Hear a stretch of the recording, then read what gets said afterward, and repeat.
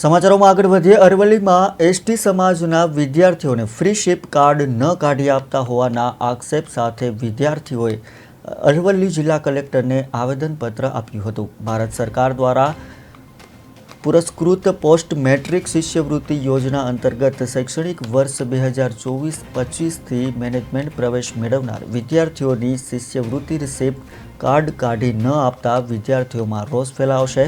Free ship card ચાલુ કરવામાં આવે તે માટે અધિકારી સમક્ષ રજૂઆત પણ કરવામાં આવી.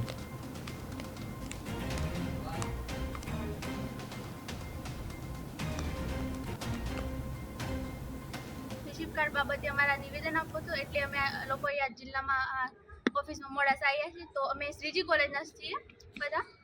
તો અમારે એમ કહેવાનું છે કે આ રિસિપ્ટ કાર્ડ છે ને એ અત્યારે આ 1 વર્ષ પહેલાં નિયમ નહોતું, તો અત્યારે આ લોકોએ નિયમ કાઢ્યો છે. અને એમ નિયમમાં એમ છે કે એસટી લોકો વિદ્યાર્થી છે ને એ લોકોએ ઓફલાઈન એડમિશન લીધા છે, તો એમને આ રિસિપ્ટ કાર્ડ નહીં મળે, મતલબ